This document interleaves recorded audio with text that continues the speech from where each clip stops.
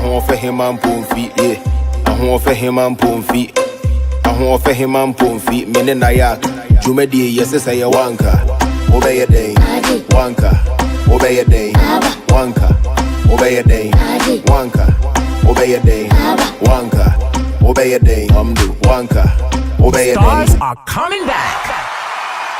Now, the most prestigious Ghanaian award scheme in the diaspora is set to announce nominees for its 5th year. Ghana Music Awards USA nominees announcement and anniversary dinner coming on live at the Grand Resort Hotel, 915 NJ73, Mount Laurel Township, NJ08054. Performing live, Ohima Messi, Wuta Kobe, Reverend Graceman, J Baba, Royal Mama, Sensational, Kwekwa Nancy, Amrado, and more artists. Date April 20th, 2024. Time 5 p.m. sharp for red carpet.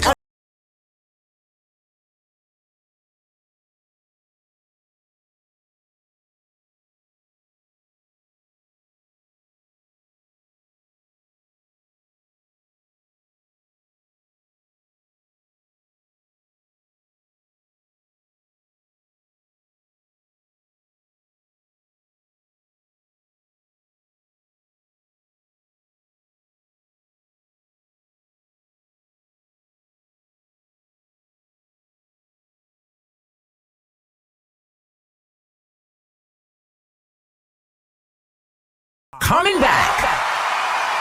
Now, the most prestigious Ghanaian award scheme in the diaspora is set to announce nominees for its 5th year. Ghana Music Awards USA nominees announcement and anniversary dinner coming on live at the Grand Resort Hotel, 915 NJ73, Mount Laurel Township, NJ08054. Performing live, Ohima Messi, Wuta Kobe, Reverend Graceman, J Baba, Royal Mama, Sensational, Kwekwa Nancy, Amrado, and more artists. Date April 20th, 2024. Time 5 p.m. sharp for red carpet and 7:30 p.m. for main event. For tickets, call 609-251-0178 or 571-287-9071. The Ghana Music Awards USA is proudly sponsored by Darksling Company Limited, Van Dosh LLC, Pinetails Transportation and Logistics, Arquez Skincare Mixture, easy to pass, House of Praise Chapel, Delaware, Must Be 5 Radio. Come, let's celebrate Ghana music in grand style. The Ghana Music Awards.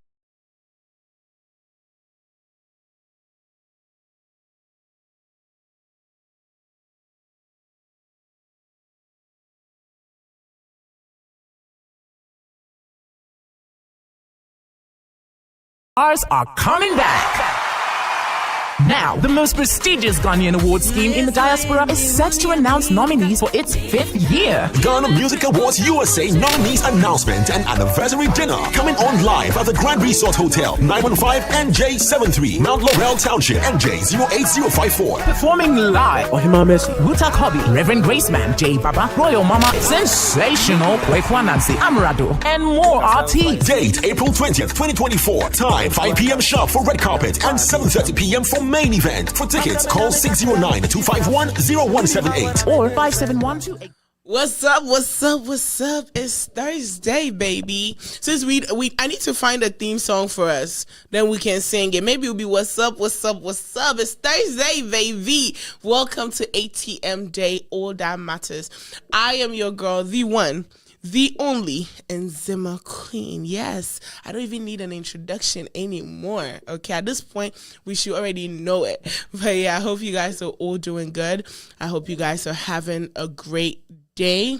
Don't forget to hit the subscribe button if you are on Facebook. If you're on YouTube, I always mix it up. But don't forget to hit the subscribe button if you're on YouTube. And then if you're on Facebook, don't forget to hit the like button. If you're on both pages, Facebook and YouTube, don't forget to hit share, like, and comment. Your comments mean a lot to us. Share with everybody that you know, your enemies, your enemies' friends, all of it. Share it and you make it to heaven. Amen. Now, today we're going to have a great show, but as always, we have to say thank you to RG Kids for making it happen. Listen, if you're a new mother out there, a mother-to-be, the belly is popping out, a mother with young children, reach out to RG Kids to capture the beautiful moment, okay? When you head over to their page, it will even inspire you. If you're not pregnant yet, it will inspire you to have a baby. Okay, I went on their page last week and I had to call the owner, like, I'm blocking your page. because it's pressure, okay? So yes, reach out to RG Kids. They will capture all the moments for you. You can find them on Instagram. It's RG_kids_portrait. Or you can give them a call on 614-254-2151. It comes with a theme and decor and sometimes attire. So reach out to them. Lona Soul Clothing. As the ambassador of Lona Soul, I almost said as the presidency. At this point, he should just hand me the business, okay? At this point. No. As Lona Soul Clothing, this summer, like I said, we outside, okay? We outside this summer. The shorts are shorting and the shirts are shirting. Can I amen? Anyways, this summer we're going to be outside. Ladies, pick up your shorts, pick up your shirt. The guys, pick up your shirts and your shorts. Listen. Ladies, I'm a living testament of the shorts, and I'll continue to preach the shorts. Get yours, and make sure you size down and tell them Jasmine sent you.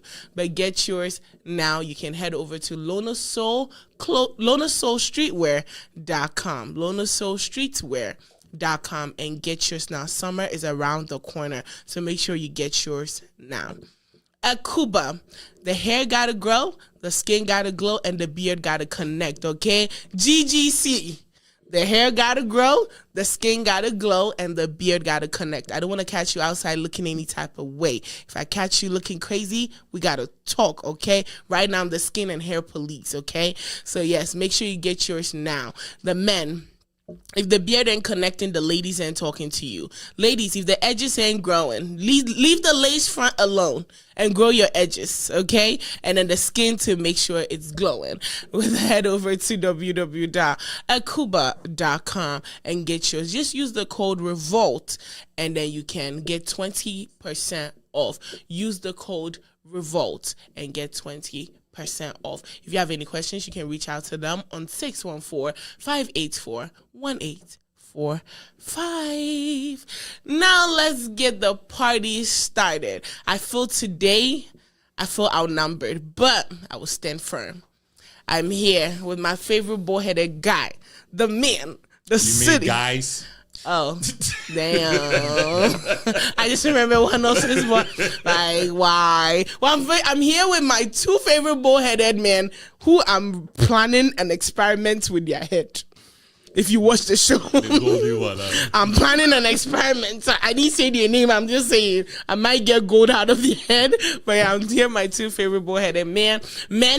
I'm here with the man, the city, and the God. He needs no introduction. Our melanin king.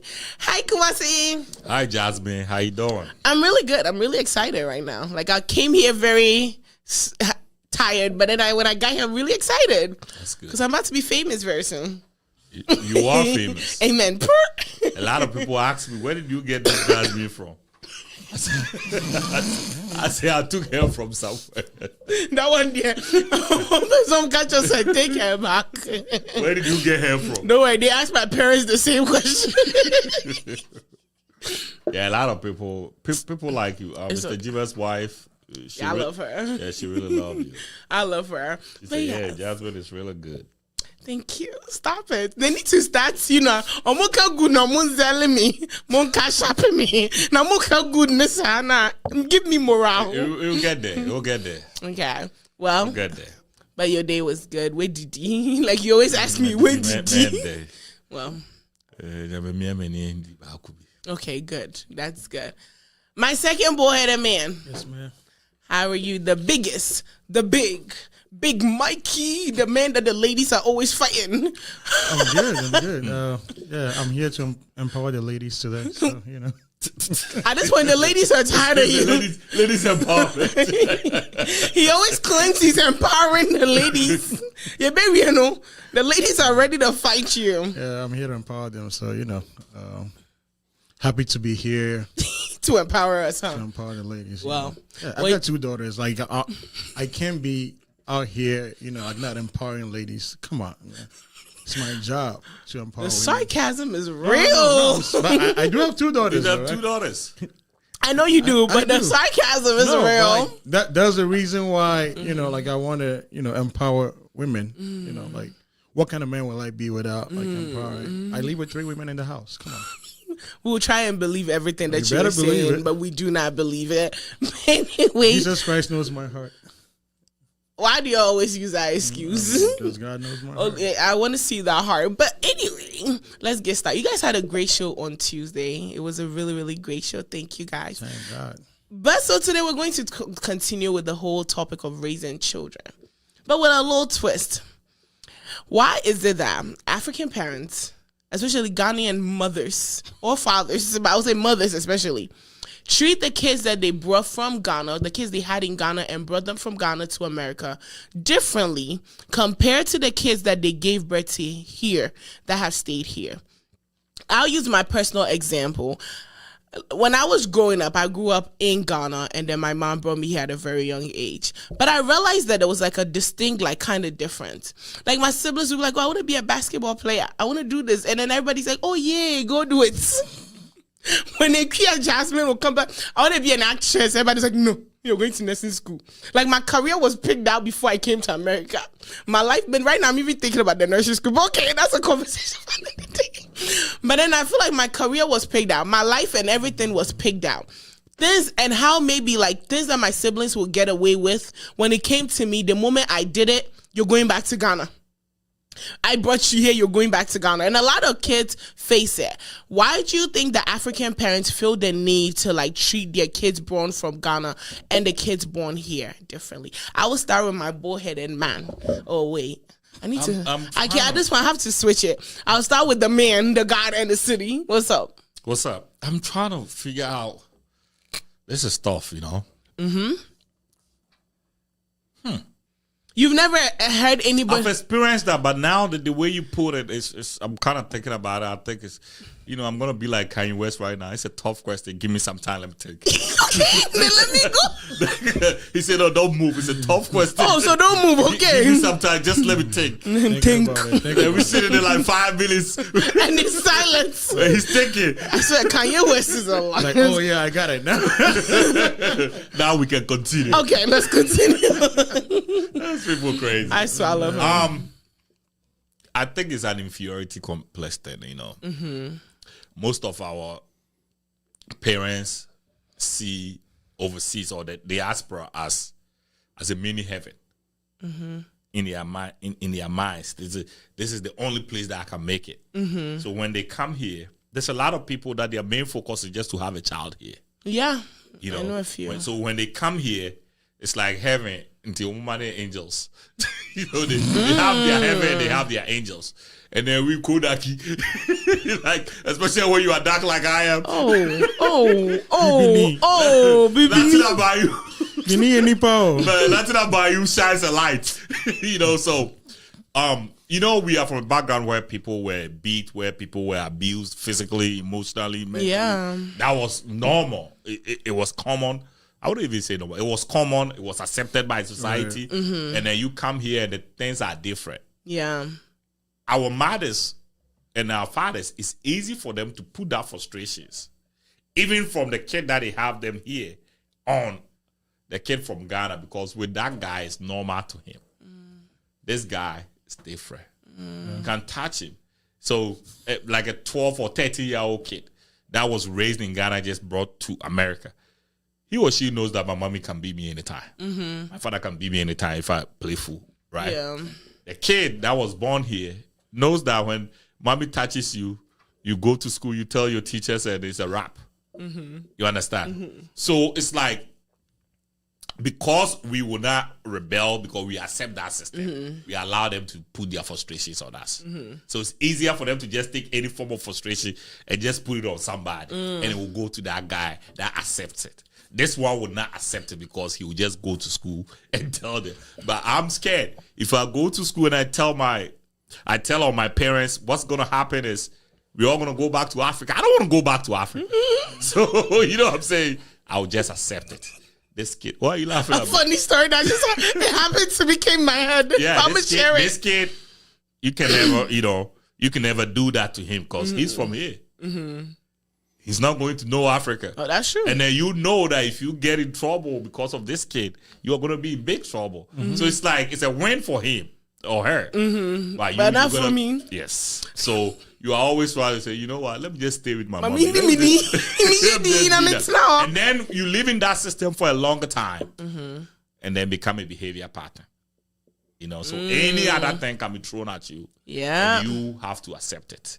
This guy will not accept it. It's like you dating somebody that will not accept abuse. You never abuse that person. Yeah. But if you have somebody that will accept abuse, yeah, of course you're going to abuse it. So that's what I think it is. I want to throw my mom under the bus. I intentionally forwarded her this video because she must see this one. Because I'm throwing her under the bus. Let me share a funny story. When Kumasi was talking about the beating, when I first came to America... Already, maybe and somebody I'm the queen in it. So when I came from America, whatever, and I went out one evening, you know, church youth, whatever. But at least we went to Bible studies. After Bible study, they said we should go to the buffet. At the time, buffet was very popular. The buffet right here next to us. And normally, at least let your mom know where you're going. It was late. I didn't. And mind you, I had school the next day. It was a Wednesday, so I had school the next day. I didn't tell her to be true for your mom. Or bomb my max by me. It's an apart when I was why? Hey, my mom beat me. Why did she beat you? Because I didn't communicate with her. I told her I'm going to Bible study, so she knew by 7:30 I should be home. Yeah, but by 10 we are sitting at buffet partying. Me mommy feel say yeah me. So in the morning when I was going to school, I was like, "Who school near besides Max?" The catcher was saying, "No, tell them you were playing with your siblings. Now, mom for police me don't go Ghana." So I was so scared. And literally when I got to school, my teacher asked me. I was like, I was playing. I wanted to snitch. And I was like, no. I was like, I was playing with my siblings. And the following week, my mom beat my little brother Jason. She was apologizing. Jason was born here, mind you. She was like, "Oh, it's okay. I'm sorry. Don't tell them anything." And bribed him. And I was sitting there like, what's the difference between me and Jason? So I got to a point. I used to hate Jason because Jason get all the goodies. But Jason was snitch. Jason has no feelings. My brother has no. He would tell them, "Oh, my mom did this and this and this." Is that a mini Chevy? Yes, that's. Okay. I just remember he looks just like you though. But I'll show you after. But then my mom was supposed to, it stuck in my head. So when you were talking about it, that's when I remember that story. I was like, It's because we accept it. That's right. Me later I became I learned quick. American college trained me quick. But okay. So you feel like the difference is because they kind of glorify America compared to Ghana. Oh yeah. That's all it is. It's a mental thing. It's the fact that we know that America is the ish. Anything associated with it has to be treated properly. But don't you feel like now it puts a difference? Because like for me and my siblings, it put a big It does. difference between us. It's supposed to be though. It does. What do you mean? Because you were there, they were here. They were born here. You were not with them for a while, right? Yeah, but why should it be different? We are all your children. So like there will be some kind of like differences between you guys. The environments are different, first of all. Where you were born, of course. And then when you come here, and then you join them, even though you guys are like siblings, it's still different because of the environment that you came from. But don't you feel like now it puts in the children's head like, okay, I can treat, let's say, Jasmine differently because mom will do this and this to Jasmine. Why don't you think it will bring like a little friction in the home? I think so. I think the treatment thing is what our parents impose, and then as far as like the differences, it was always going to be there because you were coming from Ghana and they were born here. So like there's some kind of like environmental difference. Like even your mindset would be different from them because like where you were coming from, even if you guys were from like the same parent, mother and father, your mindset would be different, right? But then again, like in some like what Kumasi said about like the way we glorify like America and that plays a part, and then the other part is that like depending on what like at what age that you came in, they expect you to know better. Like they want you to see America as like an opportunity, right? That if you had stayed in Ghana, you would never have that opportunity, which is true. Okay, well, because I was like, I beg to differ. It is true. You think so? Yeah, it is true. Like There are so many talented people in Ghana that if they were here, they would have done great things. But then opportunities over here are getting wasted over there. So, but don't you think when they come here, it's when they waste the opportunity? Let's say really. When they come here, instead of their parents or us as parents, like identifying their potentials and then like exploring it. We shut them down, be like nursing, doctor. Yeah, that's what I'm saying. Like, don't you feel like this? That's what I'm saying. Because if I lived in Ghana, I would have focused on, let's say, media. I would have focused on that. But even if that is the situation, they still, when it comes to remuneration, they get better. That's so it's still the difference, like the cultural and environmental difference, like plays a part. So even if I was your parent, right, and I came with you, I wasn't here, but maybe like my husband and your siblings were probably born here, and then like you were born in Ghana. So I stayed in Ghana with you as a mother. Your dad and like the other siblings were here. If we come here, I wouldn't expect you to act like your siblings over here. The reason is not because I think they are better than you. Culturally, I think you know better. One. And if we put two sample sizes together, we will see that most of the ones born over here, and then the ones that come from Ghana, most of the ones that come from Ghana are usually successful than the ones that are born over here. You don't feel like they turn worse? The ones that come from Ghana? Yeah. It depends on the strong hands that they had at home when they first came here. Like you were saying, your mom could beat you because she knows that you're not going to go to school and they're telling her. Oh. Right? So you would take the beatings and probably follow her instructions, right? I know people that have become doctors and nurses not because they wanted to, right? But you want to make their parents proud. And through that, you can count that as success, right? Okay. Yeah, like, and those same people have siblings that are like either like weed smokers or crackheads that are doing, like hard labor, right? Oh yeah. So I'm saying that chance of you raising like a successful kid or like a good kid, right? Like looking at like there's two different people, the ones that were born here and the ones I'm not saying that like everybody that was born here, it's not gonna be successful. Yes, I'm saying that when you compare the sample sizes, most of the people that come from Ghana, like maybe like at a teenage, when they come here and they heed to their parents' like discipline, advice, yeah, they are more successful than the ones that were born here. Because the ones that were born here, they know that they'll always be protected, and then they are raised knowing that they are like all like we have all this like welfare programs that will like sustain them, so they don't like take life serious. But you coming from there, you've lived at a place where there are bad roads, where the light goes off. There's no water. You have to walk like miles to go fetch water and take a shower and whatever. So when you come here and when you open water, like the water is full, water never shut down, right? And then you see a gallon of milk. The first time I ever saw a gallon of milk was this country. And you're like, man. But in Ghana, if you go to like the place where like they make the chibom or whatever, I do make a sure good teaspoon, and then pour it on there. So you honestly, even if your mom don't treat you that way, you in your mind when you are coming. After watching like the American movies, like you think that these people are more privileged than you. Than you, of course. Exactly. So when you come here, I think you yourself accept it. Exactly. So I think our parent plays a part, but not always. I think we also like allowed them, and plus, I think that we accept it, and rightly so in a way. Like depending on like how strict your parents are, Because I know people, like, I know some parents that like give their kids like the choice to like explore their own potential. Some of them chose art, some of them chose whatever, and like they're doing okay. Right?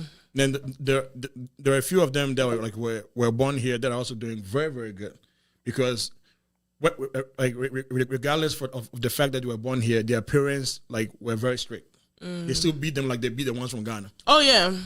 So there's that. So I feel like it depends. So on that is actually a parent that have decided that they are conscious of themselves. Yes, you have. Parents that are conscious of themselves. But you don't also feel like, especially like with kids born from Ghana. I can't speak for myself. Born and raised partially in Ghana. One of the things was when I was coming here, there were other people that are also like looking at me. Because let's say my grandmother raised me. It's I can't come here and disappoint her. Of course. My auntie raised me. My uncle raised me. So it's like you can't come. That's all false another culture. Yeah, but do you feel like our parents treat us differently because like there are other people that are also like dependent. Like, let's say your example was like a mother that stayed. In my case, my mother left. My mom left me at 5 months. So when I grew up with other people. She wasn't there to raise me. Other people raised me. So how I behave is not solely on my mother. It's because of another person. So imagine, with the whole perception, say, oh, me drew her, I'm supposed to be better because they raised me better. Do you feel like that's the reason why, like, a lot of African parents treat the kids that are brought, because, like, there were other eyes as well on them? But compared to the kids here, because compared to kids here, and it's only 2 people. But kids in Africa, it's like 10 people raise that kid. There's a difference. You don't feel like that's the reason why maybe they treat the kids differently? Not really, at least for your mom, right? And I'm not saying that she doesn't love you. I'm coming. Please say it. I intentionally forwarded the message like 5 times. So, I'm trying to create. What I'm saying that, like, no, I'm just playing. Don't you think that like your mom gave birth to you, right, in Ghana, and then she came here, and then when she came here, she had other kids. Right? Yeah. Don't you think that, like, she'd be more attached to the ones that, like, she are here? Right? Yeah. Oh yeah, she is. Even with my kids, like there are some that are, I mean, they're like, there are like a few ones that, like, when I'm beating, like, I don't feel too bad. And then, like, there's one that after, like, I beat, him or her, like, I'm like, oh, come on, why did I do that? You get, Dang, favoritism already. I think every parent has different. Yeah, my parent. I think my dad. I'm my dad's favorite. I think every parent, like, no matter how much they say that, they love all of them the same, it's not true. It's natural. Yeah. So. Oh wow. What I'm saying is, like, for your mom, right? It could be that, like, she grew fond of, like, the ones that were here. Oh, of course. And it's not her fault, right? And yeah, you were right. Like, usually when people, because I lived with my auntie for more than 10 years, right? She raised me. She was very, very strict, right? So yeah, I mean, like, obviously when I came here, it felt like there was a vacuum between myself and my mom. I couldn't tell her anything. When she's going to work, she just give me money for school, and then off she goes. That's how it is. And there's nothing wrong with that, right? I'm saying that people, like, parents, have it hard. Like, they have to do what they have to do. Yeah. Life is hard. Wear helmets. Life is tough. Wear a helmet. Ken has always said it best. Exactly. So the thing is, yes, like, there's always going to be, like, this, like, we would treat them different, right? Like, let's say that currently I'm here. Like, let's say, like, what if I had a son in Ghana, right? Then I came here, had three more kids over here, right? If my son, he'll be older, right? Yeah. Coming from there, he'll be older. I feel like he shouldn't expect me to treat him the same way I'll treat the Why ones. not? So she's also, a child too. No. So also, there's always a responsibility on the oldest. Yeah. That response, and mostly the kids that are from Ghana are the oldest. So what happened is, even with my kids, I expect my oldest to do better. Exactly. To take care of the younger in my mind. So let's say if I'm leaving the house, he's in control. You know what I'm saying? I expect, so when I come something is bad, he's the one I beat. He's the one that I feel like you are in control. You have to make sure this don't happen. So in a child's mind, he can interpret it like, oh, my father doesn't like me, or my mother is this and that. But in reality, you are the oldest. But then why do you expect the kids to treat? The reason I'm asking that, the kids born here, you've grown up with them, you've raised them, you know their ins and their outs. The kid coming from Africa, they're now, like, coming into the system. They barely know these siblings. Right. Probably they know them through phone call or whatever. They don't know them. So why do you hold the older one responsible for the younger ones that they barely even know? But that is by default, though. It's a default search. That's by default. Like, the fact that you are old, you're the oldest one. Yeah, that's by default. Like, I should be able to leave the house, and then, like, you take charge and make sure everything is in order, whether they will listen to you or not. Like, you don't have to, like, sanitize them, but then, like, I have to, like, come home and then see the house in order. That does not mean that I'm treating you different from them. But when you the reason I no, but then when you let's say the kid from Ghana does something, you're always, like, yelling yada yada yada yada. No better. But then how would they yell at the younger one? How would they yell at the younger ones that are here? I'm coming. If I'm coming. They feel like, what do you mean by when the kid from Ghana does something, and then you, like, what kind of something are you talking about? I'm talking about general. Like right? something How they bad? treat, no, I'm talking about general, how they treat the ones from Ghana compared to the ones here. Because then the ones here in their head feel like, oh, the one from Ghana, no, I can get away with it. In reality, it's default settings. Yo, look at it this way. If you have a child that grew up in a system where the child can be beat, the child can be insulted, the child probably walked to school, never, that child is already an adult. Yeah. Yeah. So that child don't really need pampering. The child that never walk, the child that, if he got to quench, how do they even put it? If he got to, if the tea is hot, got to quench it with milk, not with water. And then You understand? We have to do or water. They do it with milk. There's levels. Our worlds are different. Yeah. Different. So when your father or your mother is dealing with you, they look at you like you should know better. You should know better. These kids, they don't know. And look at it like, you know two systems. It's funny because Kumasi sound like this kids, they're not supposed to know better. Yeah, they're not. Now, like, you're a little. It's true. No, they are not. But why? The reason why I'm saying is that if you are you have an experience I do. of not having nothing and having something. Well, I don't have that experience. They don't have that experience. Anything at all, yeah. So you can descend to make a decision. Like when somebody from Ghana, that's what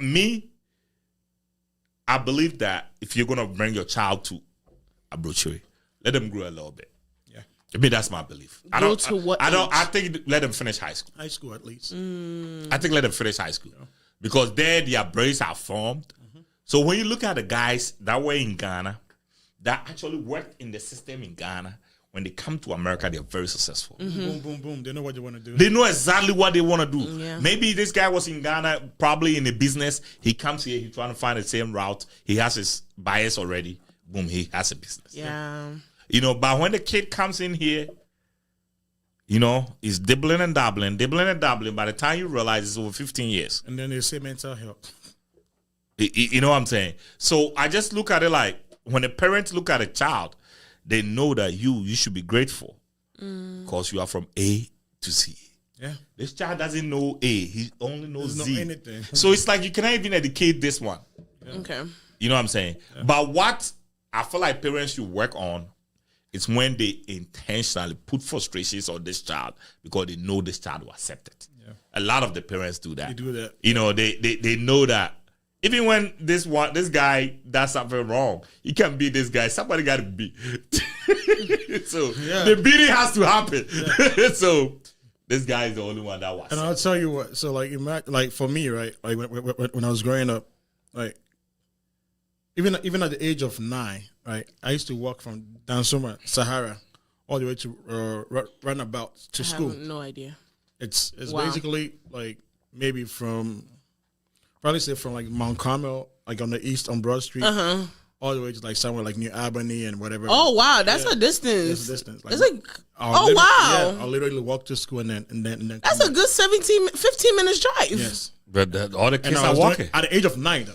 All the kids are walking. That's like an hour. At the age of 9, right? So even if I come here at 12, right, and I have siblings that are 6 and 8, or whatever, my mom will take that by default because I've been through hardship. I'm supposed to. You're already grown. Maneuver. So they feel like right, and then currently my son, the school bus come and wait for him in front of the at house. the door. And then even with that, I'll go sit in the car in front of the house and like just wait for the bus with him. You know what I'm saying?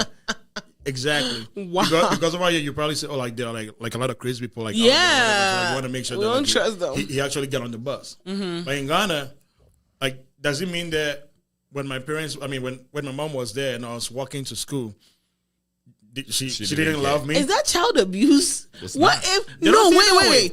I see that child abuser. What if they abduct you when you are going to school and you don't? Because at that time, but nobody will adapt. Both said, right? When Drew Square, they will call you, say, "Oh, your child is not at school." Yeah, but Ghana, they say you're sitting there in limbo, jeopardy. What's the word? Not even jeopardy. At that time, right? Dr. Berkeley lived in Dansuma. Who's Dr. He doesn't know who Dr. Berkeley is. He knows. He was the guy that was accused of the 1999 women killings in Accra. Yeah. Oh, okay, I've heard about that. Oh, wow. He lived in Dansuma. And then I wasn't the only kid that works in school, right? So you don't think the system in Ghana is a problem, too? Yeah, it was like three of us, right? 2 guys and 1 girl. And we all work at the same age. We all work the same routes. And it's like your parents don't even know if you're in school or not. No. Or they have to now wait till the end of the You day. go and come back, right? But listen, every community or every society has its own system. Yeah. That is the system there. Yeah. It's like, why do we have to? If the bus is gonna pick my child in front of the house, why do I have to go stand there with the child? And then the school's gonna call me if Why should the I kid go don't come to stand there school. with the child? Yeah. Because there's a lot of bad people here, and they assume that somebody can abduct the child. Yeah. In our community, that is not a problem. No. We don't have that problem. And plus, our parents psych us and tell us that Obi Afro Manko, Obi Ma right Manko. So you just know. So you just know. You walk, you do all that 3 miles, 4 miles walk and come back. Yeah. You do that 2-3 miles. Like there are days that you and then walk, you're gonna right? come and back. Then a taxi driver is calling you. Oh, remember. Like the man is talking to you, they're just walking away. Like you're not even look his direction. It's not abuse. It's not abuse or anything like that. That's the system that we find ourselves in. That's how we go to school. That's how we do things. It's not abuse. So in this case, if I come here at the age of 12, right, and maybe like I'm walking to school because maybe like the distance from my house to my school is shorter, right, and then maybe a person gives me a ride, like maybe like a person that I think that my mom has seen greet, gives me a ride, right? When I come back home, my mom is gonna whoop me. Of course, because she thinks because she You should know she's not to looking say at me to like somebody's. when I was in Ghana, I wasn't doing it. What changed, right? Do I think that the people over here are not like bad people? You get what I'm saying? But then she wouldn't expect that same level of Understanding, because this guy doesn't understand. for the ones that were born here. It doesn't mean that she doesn't, like us both like the same way. Do you get it? I get it.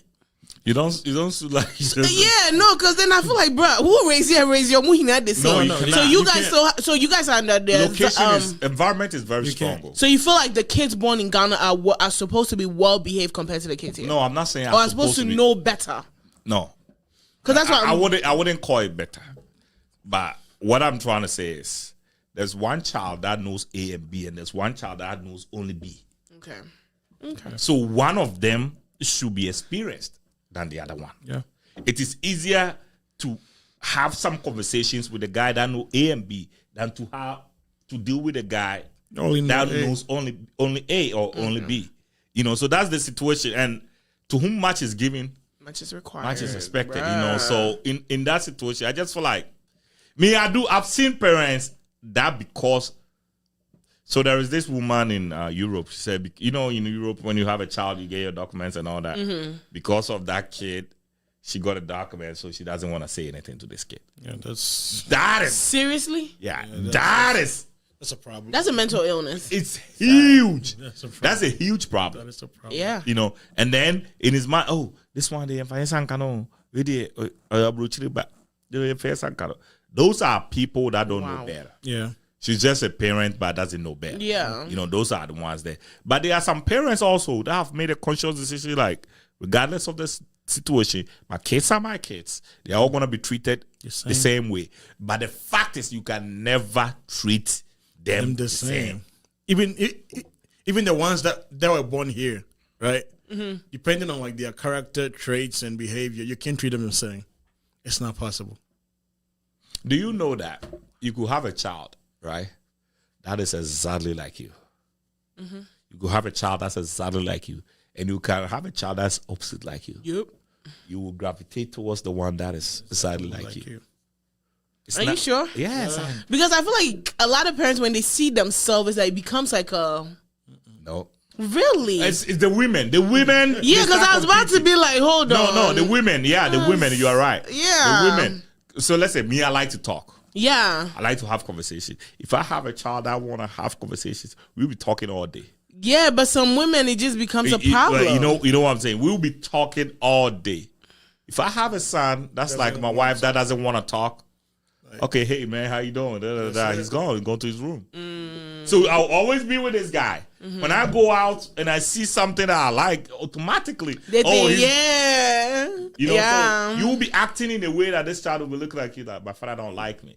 It's that's not what like it is. it's not like I don't like whatever I'm supposed to do for you, I'll do for you. But there's some extras that I can only do with We it. just can't relate. My siblings on my dad's side always say the same thing. Like whenever my dad goes out, right, and he sees lotion, wait, trap picture. It just goes why? Because I do skincare. My siblings are like always, why is it different? They're like, cause, and then but we realized that when my dad came here that me and my dad are the same in one. personality. Like our drive, our same like zeal personality. is the same. You know. My kids do that because like all three of them, like they know how I am, right? But the youngest one, she likes to have conversations. Mm-hmm. So when she comes back from school, she take her backpack, go wash her hands, and just come straight to me. How are you? This and that. Like she want to talk. And then we would talk. And then sometimes when I'm busy, I'll tell her I'm busy. Can you like when I'm done, I'll call you. Right. But the older ones think that I like her better. Probably Yeah. because maybe she's my last born or something. So when they You need mean, something, you mean your third or your last? my last one. When they need something, go through that. When they need something, They'll right, go through you her. tell her, like, you know, like My siblings do one the time same I was thing. upstairs. I was like, they were like, go and tell daddy that. Oh, you want the chocolate chip cookie on the fridge, but don't tell him it's for us. It's for you. So my And you were sister, listening. And I was listening to it. And it was funny. So I was like, you know what? I was like, you know, like you guys come up here. They came. I'm like, I heard what you guys were saying. And you were like, yeah, but we know when we come and actually You say say them, no? like, no, I would not say that. It's just that, you know, like, for some reason, the younger one knows how to act and when to act. yes. It's the same frequency. That's Like, it. Yeah. Like, this girl can But walk why in. is that though? I don't know why. Like, It's the same she frequency. can walk in, She's right? exactly like him. She can walk in, see that I'm busy. She will not ask a question. She will not make a sound. Then she Just close the walk door. out. But then The other ones- the older ones that I think they should know better because of their age, when they come, I'm busy, right? They're That's like, when they want to talk. they're like, we need this. I'm like, so you want me to stop what I'm doing? Yeah, you get it. So like, so it is easier for me to like grab something and just give it to like the younger one because I know that, It comes natural. you know, that's just how it is. It Oh, doesn't wow. mean that. So imagine if the younger one was born here, and then the other ones were born in Ghana. The people will By say, default, they would think that I like the younger one better than them, but that's not true. "Oh wow." Yeah. I just believe in frequency. You know, like me and my mom, we can talk forever. Like that is we are just the same of, you know, same personality and everything. So we just do like that. We talk, we have conversations, Yeah. we argue, we, you know, and anything, almost everything that she likes, I like. You know what I'm saying? And then I have this my younger siblings that they don't connect like that with my mom. You know, so anytime I go to Ghana, my mom is always with me. I see them peeking through, and you know, like I always see them fun, watch what we are talking about. You don't think it creates friction? It does, but, It does, but there's something you can sometimes do about it. what I think is, as like your situation, for your children to think like, oh, let me tell this one to say it. Yeah. We as parents to consciously try to bring them in. Oh yeah. You know, so they don't feel like, because when they grow, they will understand. Yeah. But you don't want them also to have a certain notion. Growing up. Yes. No, because recently I was having a conversation with this girl, and she was talking about how something similar, right? But then her oldest started creating, like they have she felt like her older siblings have a resentment towards her. She was the youngest, and she was able to like get through her dad compared to everybody. So it's like the same way, like when your kids need anything. So it's like the oldest ones kept having like they've treated her badly. So when she grew up, she kind of distanced herself from everybody. So going through it and trying to figure out, she was like, because they made me feel like, you know, I was the problem, and they treated her really wrong. So it's like she now has a resentment towards her older siblings. Do you feel like this is something the parents are supposed to, because probably the parents didn't even notice. Like you were saying, your case, the one she relates more, because she will go she'll talk to her dad about news and all of that. And then the older ones, they can't do that. But she fought her way through it. I don't think the older ones cannot do that. I think that the younger one like probably have the same interests as the dad. She did it. She just wanted to have the closeness. She didn't. Yes, She it's did it. interest. Okay. It's interest. It is interest because one thing that like I think me and my last kid like have in common, right, is that when I can't figure something out, it bothers me. Like it bothers me in a way that I can't sleep. It's the same with her. Like when she can't figure something out, it's like it will break her down. She will cry. Right. Oh, wow. Yeah, until like she figures it out. Even if you do it for her, she has to like dismantle and try to Yeah, like, she wants to do herself. herself. And I'm like that. But like the other ones, like if they can't do it, try 1, 2, 3, just give up, just walk away. Right. So It's not for them. It's like, it's not that serious. It's not that serious. Exactly. So like sometimes like I just look at him like how you know. Wow. So and Kumasi was right. Like I think that as parents, like we are supposed to like identify like everybody's deficiency, whether we like it or not, Everybody's strengthened. and then just bring them closer. Because yeah, I mean, there's nothing as beautiful or like good as like having a kid that like that's the same way that you would do it. So by default, like you will connect with that kid. Yeah. And then the ones that are like, you know, It makes it hard on us, the favorite child, the favorite children. It really, for me. Not really. No, personally, because I realized that, like, now my siblings, before it was like, oh, I was the one that was trying to, like, find where I stand. But then after my dad came in, we realized I was similar. So it has become like a little competition. My siblings are like, oh, Jasmine, call dad that we want to go to this thing and dad should buy the ticket. Because if I call my dad right now, oh, dad, I want to do this, buy me ticket, my dad's going to buy it. Right, so I have now I can find my way through it, but then it creates a little. I think for me, so for me, right? I'm not. My dad has like a lot of kids, but I don't think I'm his favorite, and I'm not my mom's favorite either. Damn, right? I think my mom's favorite is probably like my little brother, or my big brother, because like she can never see anything wrong with my big brother, but when she needs something. She knows that like I'm the only person that can do it for her. So like she'll come to me like because she need it, right? And then when I need something, like nobody's there, right? There is that. But then like my mom can see that, oh man, like I'm struggling or whatever. But then she thinks in her mind, she thinks that I can like make it out of it. So she's not even gonna like can navigate through it. But then when it's trust. But then when one of my brothers need help. Like she would come to me because like she don't know how to do like the mobile money, whatever. They'll come to you. So she'll come to me, then give me money to help that person. And then like I'll sit down and think like, it's trust. Like why is it that when I need help? So when this mother is dying, you're probably gonna give all they have to you. You get what I'm saying? So like it's trust. I can't communicate that as man like why am I writing my mother's will? No, like when people come to you when they have a problem. Yeah. It's trust. You know, there was this man, he told me he has 3 kids. The youngest is the one that is going to give it everything that he has to. And they will tell them to take care of the oldest. He said, because we give it to the oldest, they're going to waste it. He said the youngest one is the one that can make money out of nothing. Yeah. And he's going to give all the properties to. Tell you, give this to this guy, give this to this guy, and that's it. And it's trust. He said, I don't need to help him. I don't need to get him to figure it out. He knows how to do it by himself. But you feel like it's trust. Like in Big Mike's situation, it's trust. Both the parents. It's trust. And I'm saying that, and like, the Bible said it.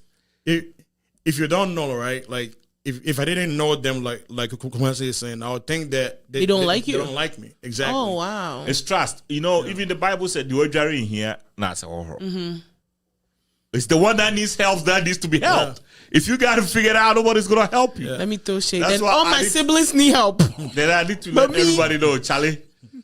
It's not figured out yet. Well, So. I'm right now. But every day, whenever I meet my siblings, I'm like, y'all need help. Yeah, like, I don't need help. Parents knows that. Like, they do. But then it's not right that if they know that this one doesn't need help, why do they treat the one that doesn't need help worse? Tough love. No, it's. I don't even think it is worse. Like it's like this person doesn't have his stuff together. Okay, regardless of what I do, that's my child.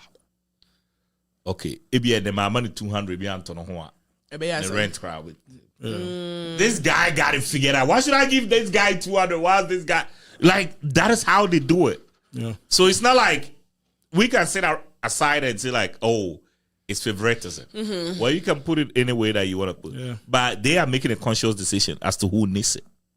Yeah. You know, this guy needs it. This one don't need This it. one will figure it out. He got it. Regardless of the situation, he got it. You know. Now I need to start. But in all this, no, Yeah. as parents, we need to figure out that like sometimes some of our actions, even though it may be for the better interest. I remember I had a conversation with my dad when I came to America. And he was telling me that sometimes my money will not come, you know, and I need money and my money will not come, and my father is sending money to his uncle's child that he adopted. Okay. Right? He's sending money to her whilst I'm not receiving my money. And you know what he told me? He said, I knew your mother got it.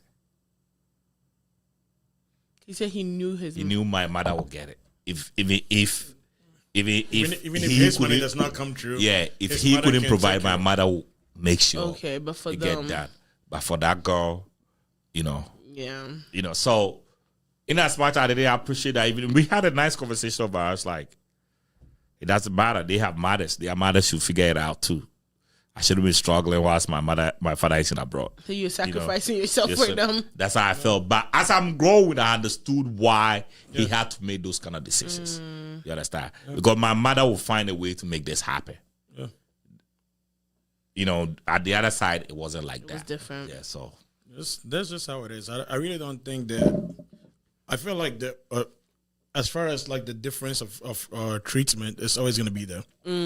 Always, even if the kids were all born here, it will be like it will be. It's there. always going to be. I different. feel like we think, which is true, they're like the ones that are coming from Ghana are treated different. Like they are given more responsibilities, right? And then usually the ones that do come from Ghana, when they come here and then they become bad, right? When This is the favorite child. This one. Are you serious? I don't want to tell snitch on you, but continue. when they come here, like the ones that do come from Ghana, right? When they come here and then they are bad, they are super, like they are way worse than the ones that are. That's how it is. You know, so like, can you imagine if their parents like don't treat them like that? You know? Okay. That's just. So I have a question. When we talk about, the behavior and all of that, do you guys feel like kids born in Ghana, raised in Ghana, are more well behaved than kids born here? It's obvious. You think so? It's like Because I have met it's I have met obvious. some children that were born here that are very head on, like they know what they want to do. Yeah. They're very respectful. They, when you approach them, it's not, they're very, they're focused on school, career. And I've met some children.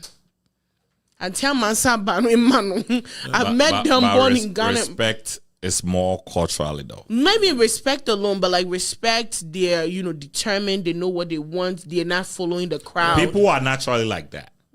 People are naturally. There's always going to be bad people. And there's always going to be bad.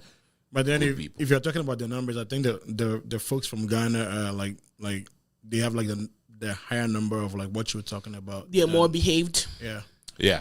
The ones over here, it takes like straight parents, like special grace of God, and like kids that were like adhere to like their parents like doctrines like to the tooth, right? But the ones from Ghana, like they look at the fear of Bijimia, they'll send me back, and they're like, like if you act a certain way, it becomes a part of you.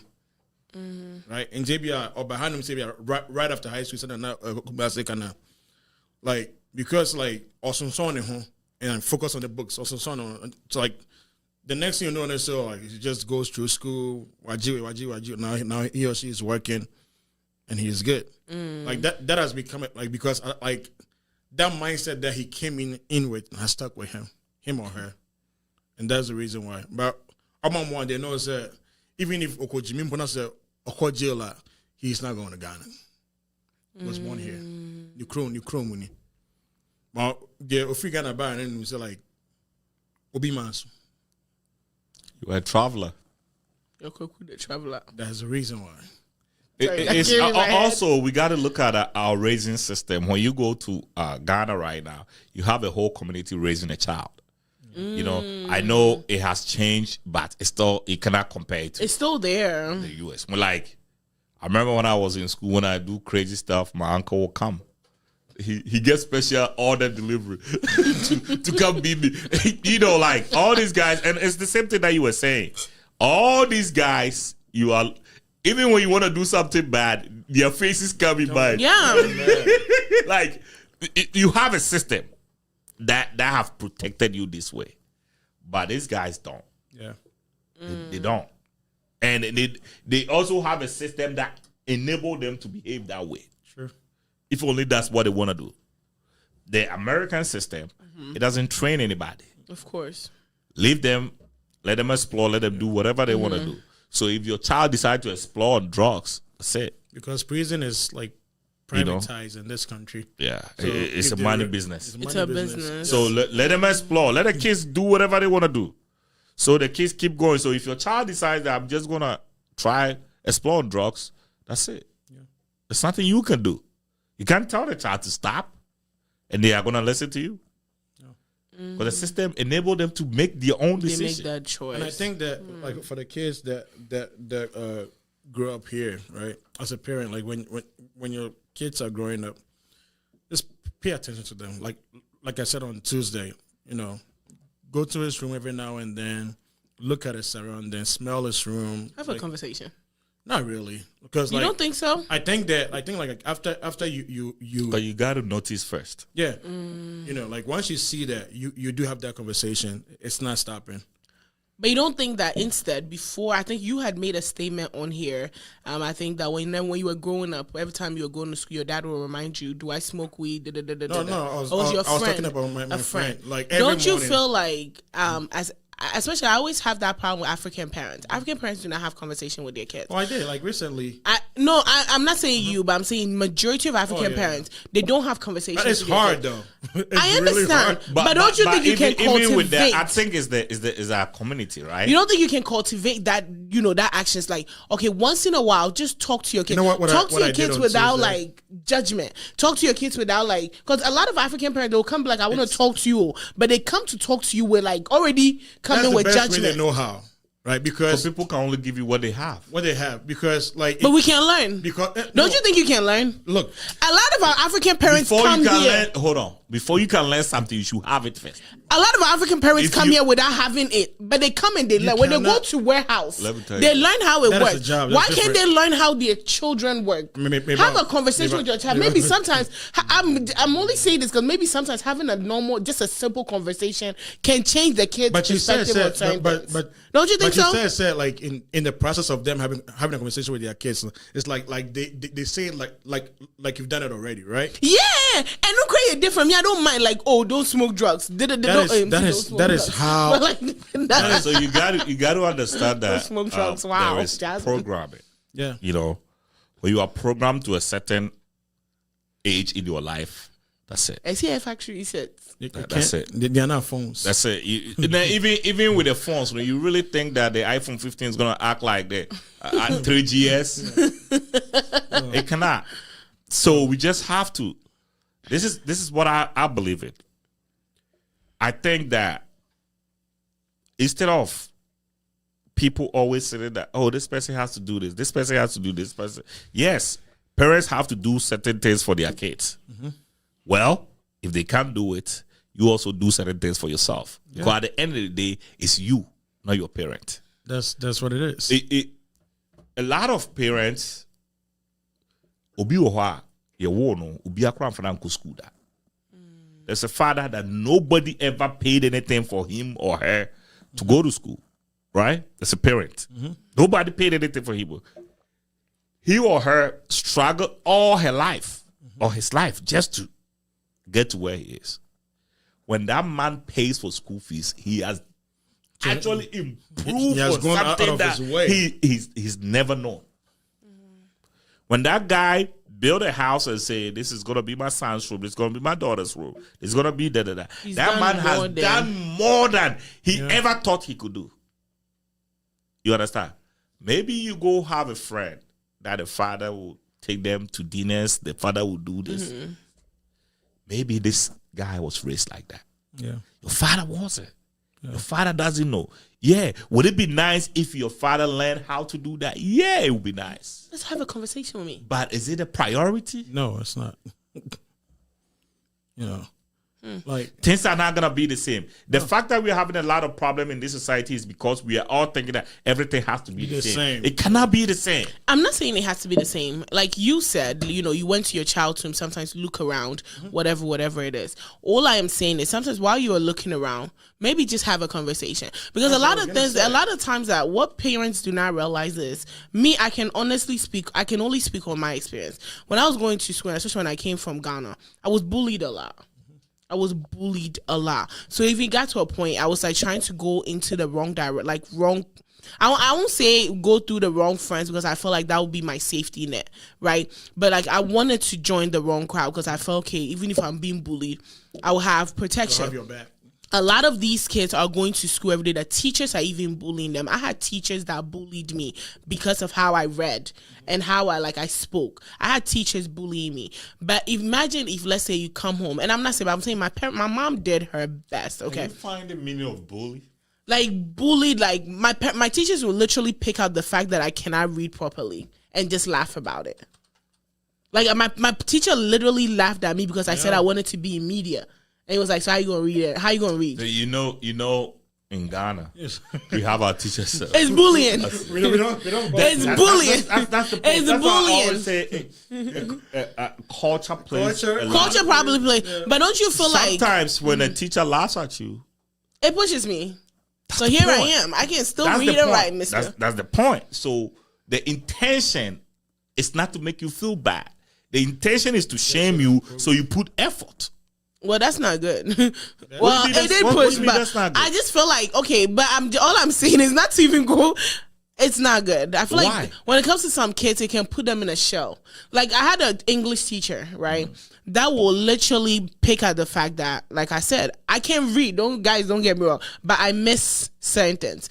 And then she will only pick at me like when it comes to like reading. But when it comes to movies, till today, give me a movie and tell me to do a presentation. I was always good at it, right? I'm a visual learner. So she'll always pick at me when it comes to like reading and certain things in class. When it comes to like movie or like there's a movie coming, oh, this is the only part Jasmine will be good at. Literally used to say that. So imagine if a kid, like I would have been in my shell. Were you good at that?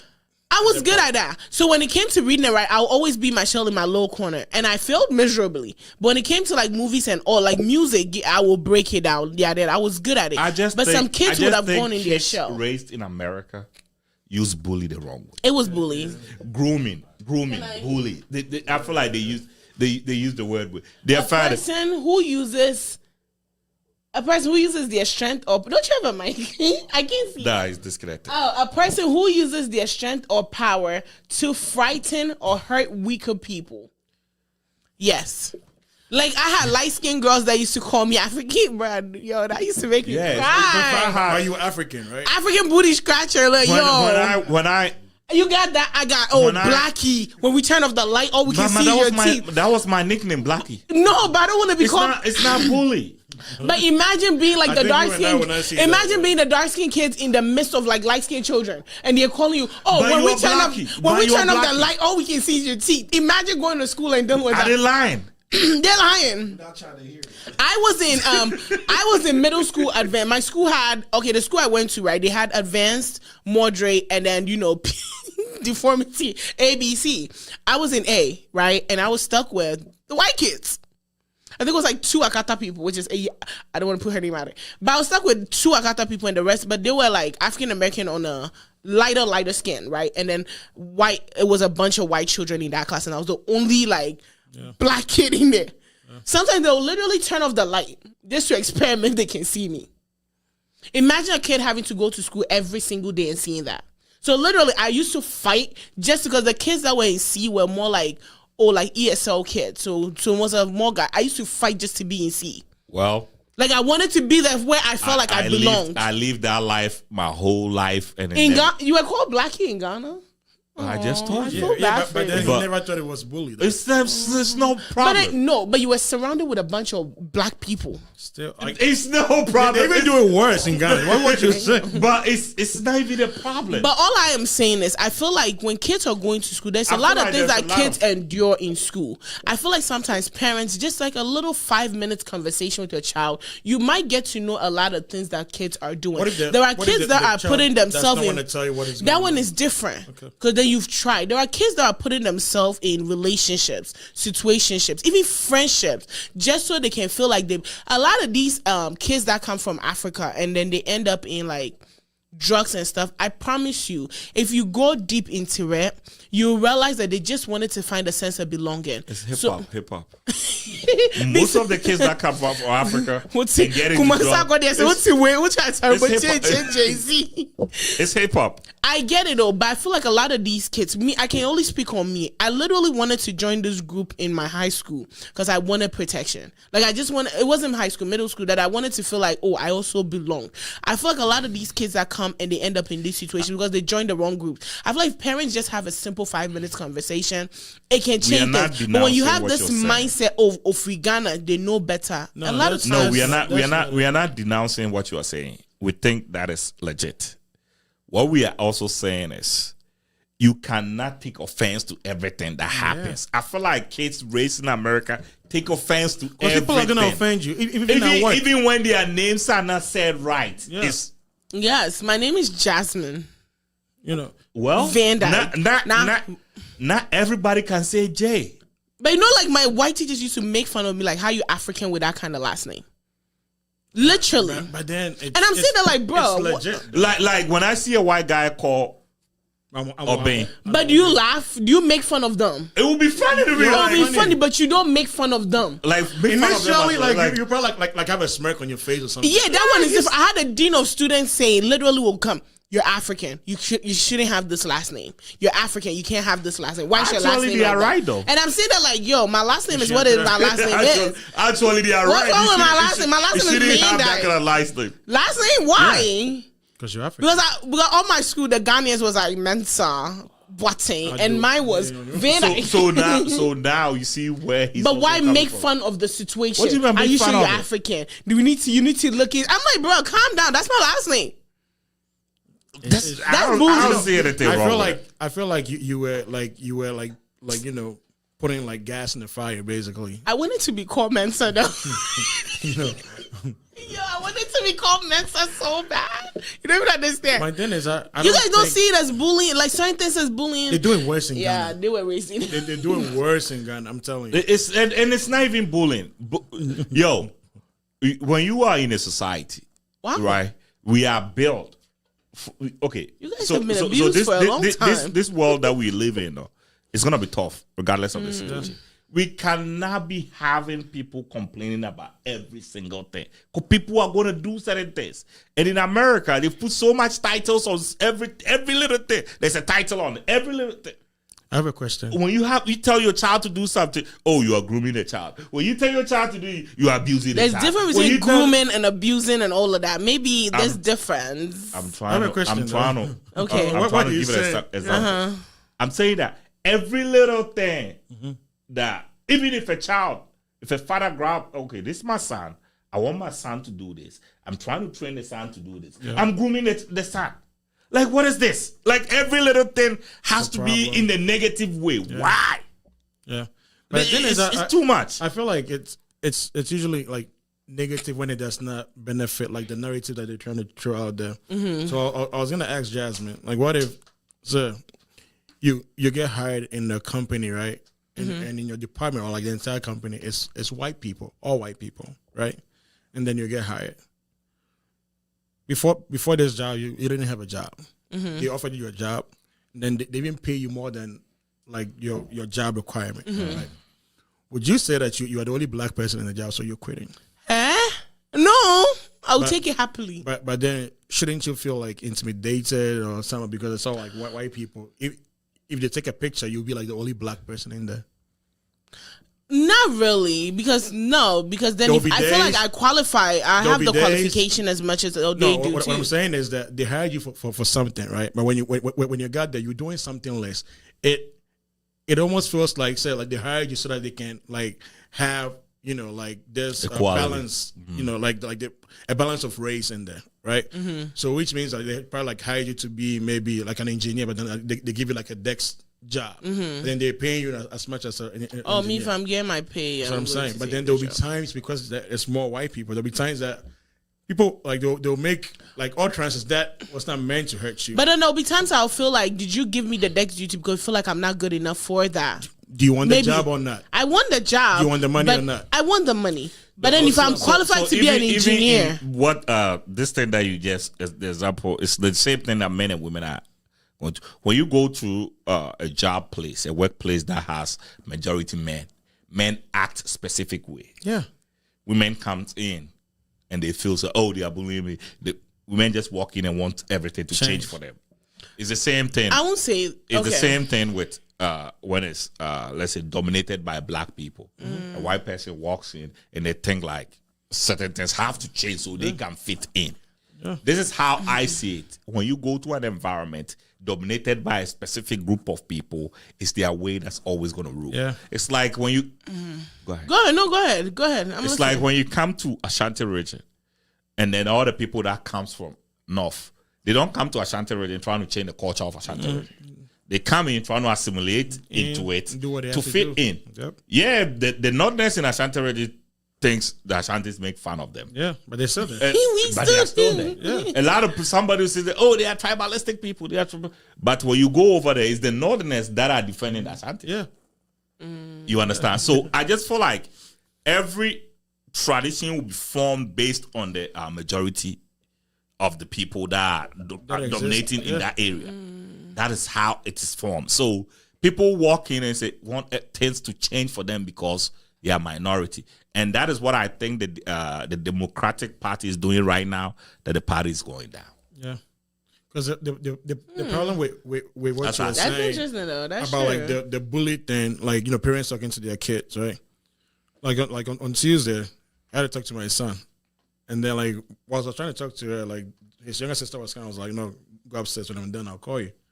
Because like they've been talking about like their body changes or whatever. Like he said he was in puberty, like they have like this puberty lessons like after whatever recess. So I was asking like, what do you guys talk about? He's telling me body changes, da da da da. I'm like, okay. I'm like, what else? And then he's telling me like, like you're gonna start feeling like you like this person. I'm like, then I was like, what else? And then he's like, that's it. I'm like, you sure? It's like, yeah. But he's like, but this is like an ongoing thing that they'll be talking about. I'm like, okay, fine. Then I was like, if they ever say that it's okay to love a guy, it's not true. I married your mother. She's a woman.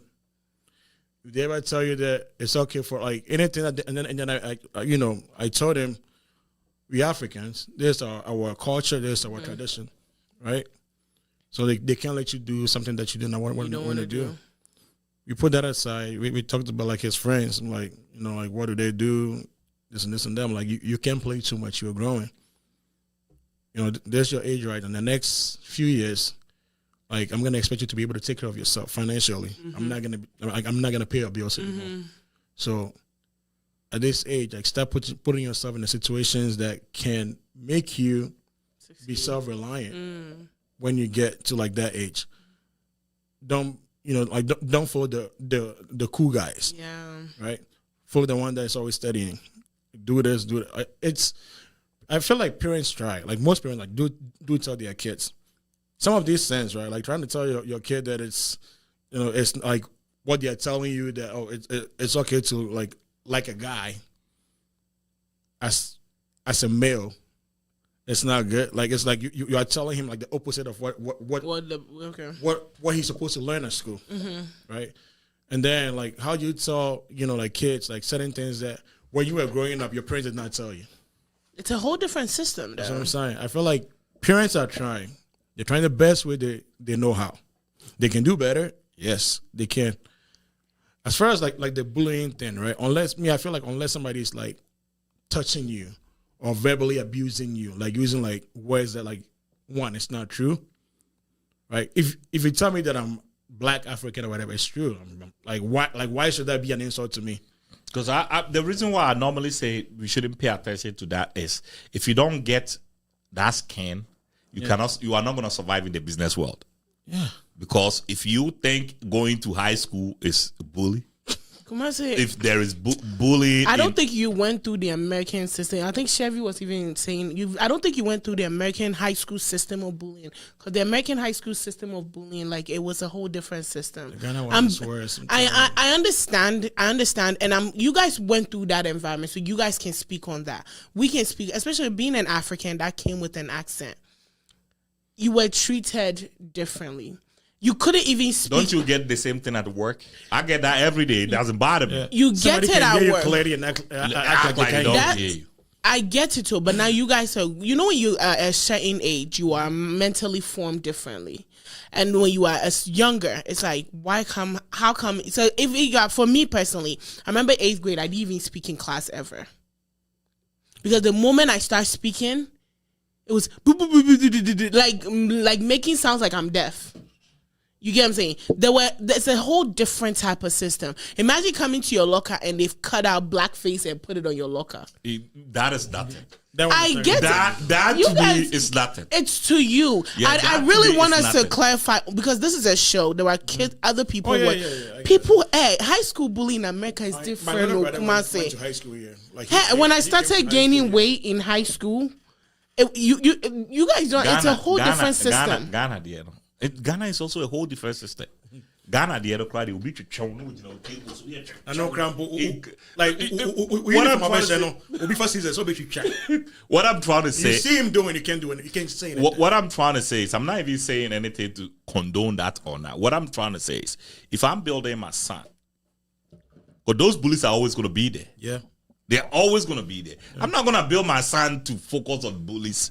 But the reason why a lot of kids get affected by these bullies is that sometimes the bullying is starting from the home. And then they get to school. What do you mean by bullying? Because sometimes the bullying is starting from the home. That's a whole different issue. Explain that. I don't, okay. Sometimes how do I even say it? Like your parents yelling at you? No, it's not, the bully is not even about yelling. No. What is it? Oh, how do I even put it? I wouldn't put it in a way. I wouldn't even speak on dark skin, the whole dark skin, light skin. Yeah. Sometimes even in the home, the parents are the ones even making their kids feel like their color is like a deformity. My mother used to tell me, Kwame, there be a because on will be a free so both.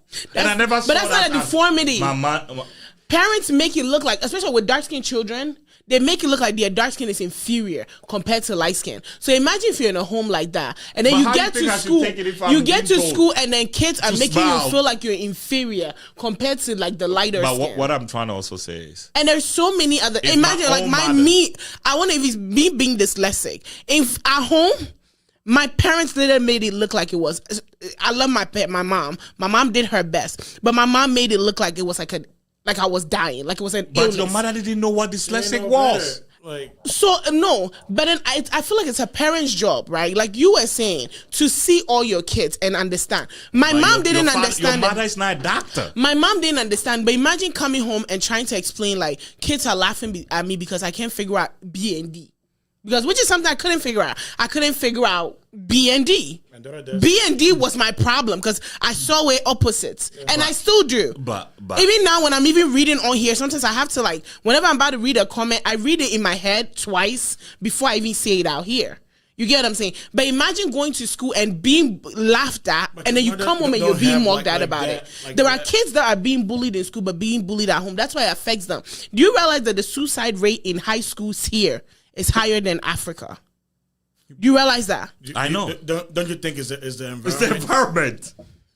No, seriously. I give up.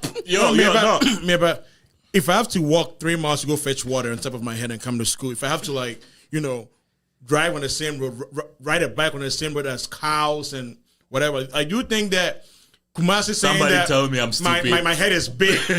At school, in high school, they call me Harry Bunker all the time. I didn't kill myself. No way. Okay. Right now, you can tell them we'll get more gold from your head. I know, Crampo. A plus can say first no more see me tison. Send out friends me and me say oh na me ni skenting and na me see me tison. You know. And then what did that for? What enough for? You get it. Ain't like because so I'm kind so like Harry Bonka and then they keep say, like they will say from maybe JSS up on to yeah, you obviously you about 10 and then obviously you on there I can't see. Yes. And then because like you guys are used to a system of abuse. That's not what I'm saying. That's abuse. It's not abuse. That's not what I'm saying. Because Obi I can't say and all this kind of he or she's not even lying. My head is big, right? And then I'll go and then the person will still live and enjoy life. Meanwhile, like that same person that is bullying you, right? Somebody else has seen something about them and also like bully them. It's a cyclic effect. It's not going to stop. Somebody has a question for both of you. Go ahead. They said in school, did you guys get closer to a certain? Okay, let me read it verbatim. Ask them if none of their classmates or schoolmate quit school or was not getting closer to anybody because of how he or she was being treated in school. It's always that. It happens all the time. Don't you think that's bullying that led to a person quitting school? Let me tell you, this life, some people will quit. This life that we are in, some people will quit and some people will drop and some people will die out of it. We cannot just focus we are not on the same people. We cannot just sit down and focus on somebody this to me. Or somebody this. It would never get you anywhere. Do you think when you go to Wall Street right now, you really think they are there looking at how you feel? They don't care about how you feel. If you want to make it in life, you cannot focus on how. It's nothing about feelings. Your own father will sell you out to trade you to get his money. It's nothing about feelings. And I feel like we've raised a lot of kids in this country where everything, they walk in somewhere and the thing is not what they are used to. They are being bullied. It's a problem. They are being, it's nothing like that. When you come here, we're a bunch of Africans here. If a white person comes in here right now to work, even some food type we eat, some body sense we have, they're not going to be comfortable with it. No. Nobody's bullying them. That's who we are. Nobody's bullying them. And we cannot change who we are. It's not about change. Bullying is attack towards the person. So let's say you guys continue to attack the person. Okay. That's bullying. Okay, so let's say. Like there's a difference with changing your culture. Like from JSS. Let's say you walk in here and every day I'm always attacking. Right? Yeah. From JSS2, go to school. Head bunker. And then like after nobody calls you by your name anymore. Right? Then like you start calling including teachers, including friends and teachers, right? And then a teacher comes in and start calling you in Kugoro, like which was like big eyes and like big, right? And then it's like in Janun, you never felt bad, like you never. It's not about feeling bad. It's a part of life. Perfect. This comment is for both of you. Feeling bad is Somebody said, Jasmine, from where those men are coming from, it's nothing to them. But to a child like you, it is, or other people raised here, or other people raised in the American system, it's bullying or something serious. That's why they can't hurt themselves. Like kids born here hurt themselves. That's to you, both of you. I feel like you guys are used to. I think you were right when you says like parents should and like part of like parents like talking to their kids is telling them say whatever somebody else tells you about yourself, it's not true. Because you guys have created that environment. Yes. So parents need to create that environment. But parents are not creating it. But if anything, as Kumasi told you, so like, like basically like he wasn't raised by parents. He was raised at school and like, he knew so like there was this uncle that would come in and then check him, right? Mm-hmm. I wasn't raised by my parents either. Mm-hmm. And my auntie would not come and tell you, say, like whatever this guy says about you is not true, right? So you go to school, you take it, but you make up your mind that you are here to study. And then when you come to school, now these guys are always gonna be there. Mm-hmm. For me, that was how I dealt with it. Mm-hmm. When I go to school, these guys are always gonna be there, right? So I'll see them 7 hours in a day. When I get out of school and I go home, I'm back to my like normal habitat, right? What we're trying to say is that as far as we live in a world with people, people will intentionally step on your foot. Oh yeah.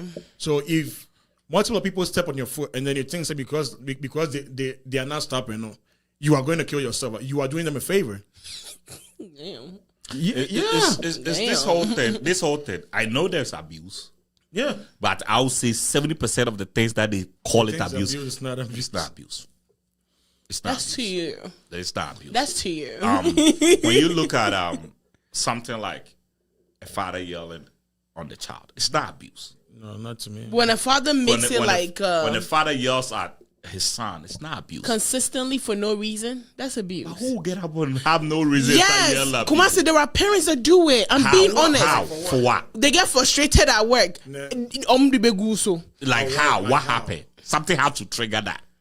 So what you're saying is your father is coming from work. He's frustrated. He saw you started yelling at you. Have you met It parents? doesn't happen. Yeah, Kumasi, I'm doesn't telling you guys have not been through that experience. When I used to be in it wasn't a mental health group, but it was a mental health group. And when you hear what kids are like, some kids are going through in the A lot household. of people say that for the grants. No, Kumasi, There's a lot of programs going on too. there's this girl that I know personally that her mom didn't like her because every feature on her looks like her father. Okay. The mom made the choice to choose the father. Okay. But because things went south, and so Drew every whatever anger that she's going through, no the go when Nim said and I was say and then every anger that they'll put it on the kid. Imagine if a kid is going through in that environment, that's abuse. Okay.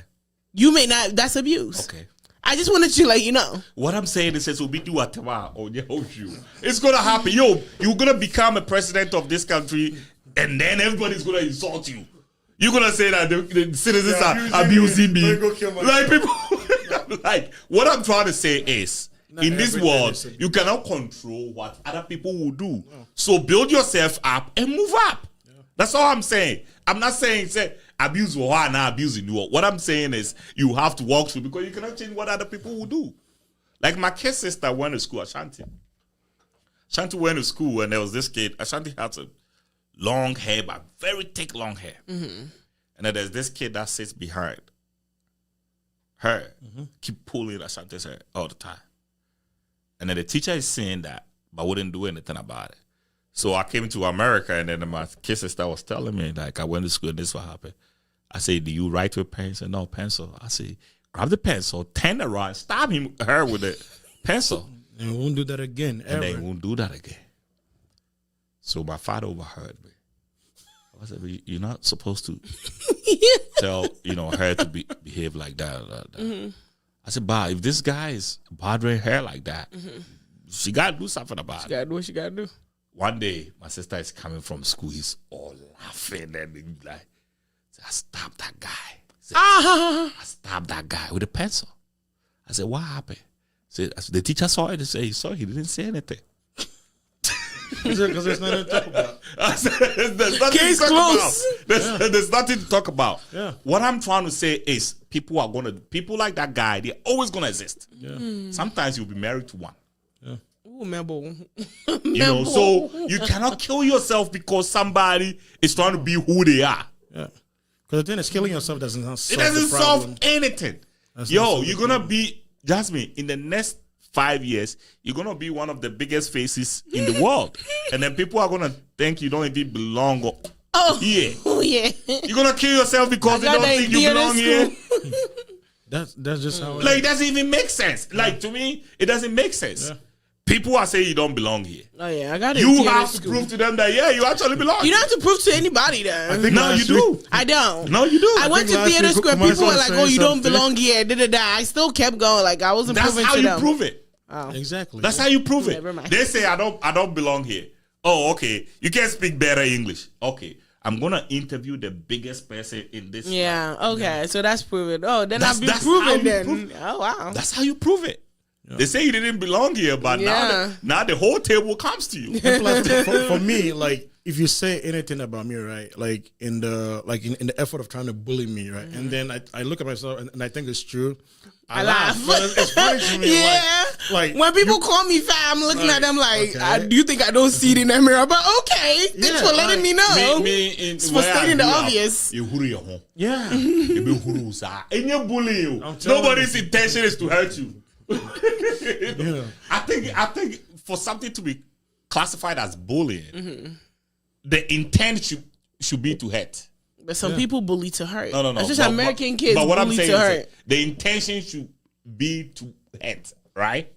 Most of these things, it's not to hurt. It's to say shit to you. But do you feel like American kids don't bully to hurt? American kids bully to hurt.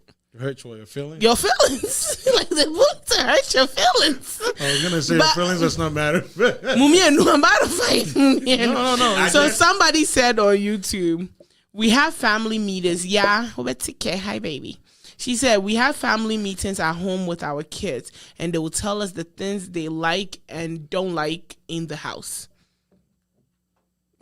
I feel like that's something that is also very important. I'm not even doing what you like and what you don't like. You build your own house. You decide what you like and what you don't like. When you live under I'm glad I don't have you as a father. Like Jesus. When you live under my roof, There is a rule. there's gonna be some rules. So you don't sit and have conversation with your kid like, oh, so what is going on with you at school? What is going on? That's not what I. What is happening in the home that maybe you don't like? That is not what I'm saying. As a father, I know what to do for my kids and what not to do for my kids.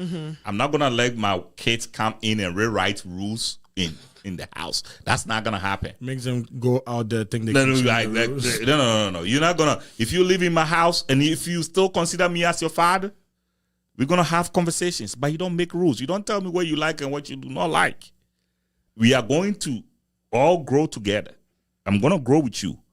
I'm not gonna make you make any rules in the house. Yeah. Because what if the child likes to bring girls in the house? None of my sons are gonna have sex in my house. Yeah, no, You wanna have sex? You go get your own place and have sex. It's not gonna happen. I personally don't. Me personally, I'm against the notion that make your kids your friends. My child is my child. My child is not my friend. That's me too. If I make my child my friend, That's a problem. I think when they get to a certain age, then it's different. My child, like right now, I can honestly say like my dad and I are not friends. Like that's what you correct or he will correct. But I can say we have like a great relationship, not like disrespectful, that I can call my dad right now and talk to him about, like, you know, I can call my girlfriend and be like, oh, so this is what happened. Me personally, I always prefer calling my dad, and I can tell him like, oh, so this is what happened, so this guy likes But me. you still have that respect. But but then at least I feel like at a certain age, maybe, you don't think so? You can have like a good friendship with your What parents. is friendship? That my kid is gonna be the guy that I go out and I meet a girl, I call my son and say, hey, I met this girl. No. Yeah. To me, that is friendship. So you don't think, because me when I go out and a guy likes me, I call my dad, I'm like, oh, daddy. To me, that's the things that I talk with my friends. So you don't think you would call your dad? Like me when we went to the Valentine program, right? There was just two guys. So when I got home, I was like, hey, daddy. So when I went to this Valentine, my dad was like, oh, you look good, whatever. Like, I'm gonna call my dad and say that I met some girls. Like, who am I? Me personally, okay, me, I feel like everybody has their relationship. I'm not about to come debunk. My dad and I have a very close relation. I was like, oh, daddy, so I went, oh, he was like, hey, it's we boy. And I was like, oh, some guys be by and I'm gonna make us say. But I don't think you go to an extent of like, there's a limit. Don't you think you can have that with your parents? I have a good relationship with my mom. My mom and I, we talk about everything. I'm not gonna discuss my girl business with my mom. Yeah. Wow. To make sure you're okay, you don't. There's certain things you won't talk to her about. About what? Oh wow. Like I met my I think wife. it's a father thing is different compared to mothers. I think when you talk to your parents about like a girl that you've met or whatever, it means that you need their help. To go in making a decision. In making a decision. Relationship. Well, girl, dad is different, guys. Girls are different with their dad. It's not supposed to be like that. Like, oh, Michelle, girl, I think so. I'm fine. Like, I can't. Oh no, not that. That's what you. The point is, I feel like you guys are misunderstanding what I'm saying. But when you say friend, and I think there's this trend going on right now. Like, where 56-year-old man think they are besties with their 25-year-old son. Daughter, and they are all wearing the same clothes. No. Yo, there's your mother is your mother. Your mother is not your friend. Yeah. And when they keep doing that friend thing, that's the reason why most of the time the words of the parents doesn't matter anymore. Because they are friends. Because they are friends. Like my friend can say, "Oh, I don't want you to do this." I don't care. My daddy say something comes with a form of authority. Yeah. Because that's my father, regardless of the age that I am. If I start seeing my father as my friend, That's a problem. I don't know. It's gonna be a wrap. Because he ain't gonna tell me nothing. Cynthia said, Kumasi, you don't understand. I personally feel like when it comes to daughters and I feel like everybody's different, but I personally feel like for me, it helps in a different decision making. Like when I'm able to talk to my dad about certain things. But Not like doesn't mean it's a I friend. still reference him, but I can still come and You be can like, talk to hey, your dad daddy, 'cause- me kwe juma no na guy be hamio. Like when I called my dad, I was telling my dad about this patient that I have that has a crush on me. And I was talking to him about it. I feel like it wasn't like in a disrespectful way. It was just because of our relationship. You don't think that is allowed? You're asking me a question like I'm making rules here or something. What do you mean by You know, Kumasi, people for I don't no, think you know, what's allowed. one of the things I have realized, right? It's like when Kumasi says something, if my parents are watching, People take it to heart. my dad takes it serious. All what I'm trying You to say said is, something on the show last week, right? Last week, no, it wasn't last week or last week. We were talking about marriage and stuff. Me drew fear, and I was talking to my dad. I was like, "One thing, your Kumasi kind of once." I'm like, Daddy, calm down. I tell said, them not to "What?" watch again. I'm like, Daddy. But last week, that's not what you said. I said, "One thing, your Kumasi kind." Kumasi see. I'm like, "Oh, sorry, oh." Well, there was a wedding. We're talking about the wedding yeah. first. Then my dad was The like, wedding, "One thing, your the Kumasi." wedding, whatever your father is saying, I agree. No, at first he was for the wedding. And now- He, I said, one thing, your Kumasi can. You be if you DM, you be chasing up. Easy. That's it. But to your question though, there are certain things that fathers and daughters have, and there's a specific relationship that Yeah. mothers and sons have. Yeah. All what I'm saying is there's boundaries. If I start seeing me personally, if I start seeing my father as my friend, it's gonna be a problem. It's really gonna be a problem. I want my kids to be able to come to me to have conversations with me. I want to be able to go to my kids and have conversation with them. But they are not my friends. They are my children. You don't want to blur the lines. Like I feel like they should be that distinguished. Because if we cannot distinguish between a father and a son, decision making will be very tough. Yeah. Because let's say I have two sons. That are 2 years apart. Let's say they are fighting each other. And both of them look at me as a friend. like I have two sons fighting each other. Both of them look at me as a friend. That's a problem. How you think I can even meditate this problem? That's why you don't join. You just let them fight. So I feel like we have to create an environment where our kids can come to us with their problems. You know, as a father, you are number one, a protector. Number two, you're a counselor. Your job is to counsel them. So when you're near through level, oh yeah, that one. Naturally, they lose respect for you. Naturally, it happens. And to say when you go to a home where the father and the son sit and drink, yeah, that one. Sit and drink freely. You know, father and son talking about girls. That one, yeah, to know. Do you think that if I have a marital issue, it will click me like, let me talk to my father? No, that one, dear. He doesn't know better to even tell me better. So I just think that there are certain things that, and these are the things that we do with our friends. Because I could call Big Mac and say, Charlie, give me a and we talk about it. Whether it's true, whether it's not true. But if I start having a conversation like that with my father, and then my father, something happened, my wife come to my father, that's the last week you cried. Then get out. Last week, get out. You know, you know what? So we just have to find a line. You know, it's a 10 line though. It's a 10 line. We are okay to do whatever we want to do with our kids, but we should be able to draw the line because people like free plus done. That becomes freedom. You know, if you don't draw that line, it's gonna be a problem for you. There'll be a point that when you say something, your words are no more. It doesn't carry weight anymore. And as a father or as a parent, if your words don't carry no weight, you are done. You are done. Okay. Well, I'm gonna let you guys give your last words. We have gone over time. We've gone over time. So I'll let you guys give your last words, and then we can call it a wrap. Biggie Mike. Yes, ma'am. I think my last words are like, you know, we just like you said, we need to create like some kind of communication between ourselves and our children. We need to pay attention to them without even talking to them, so we know what's going on. We know what each one is good at, and then like draw boundaries. Right? I think that when we define roles, it makes life easier. You know, it makes you as a father know what you need to do, and then your child will also like know which route to take. Right? And then like from there, then it's just like a routine, and then like having them follow like what kind of routines that you have for them. I think like that's like the first step. Then like from there, it's just like a matter of, you know, pray and hope that like nobody deprogram them outside of your house. That's it. Set the tone before. So I want to come back to the bullying thing. I want everybody that's watching me to understand that I'm not dismissing people's problems or anything like that. But what I'm saying is those guys are always going to be there. Whether you like it or not. You can tag them, give them any name that you want to give. They will be there. They will be in your family. They will be in your businesses. They will be at your workplace. They probably going to be your wife or your husband. They're always going to be there.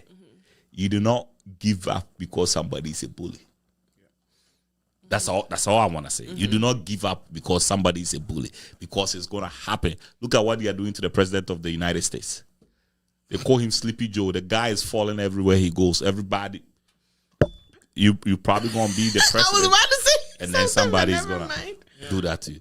Is the president going to resign because people are bullying him? No. So let's think about it.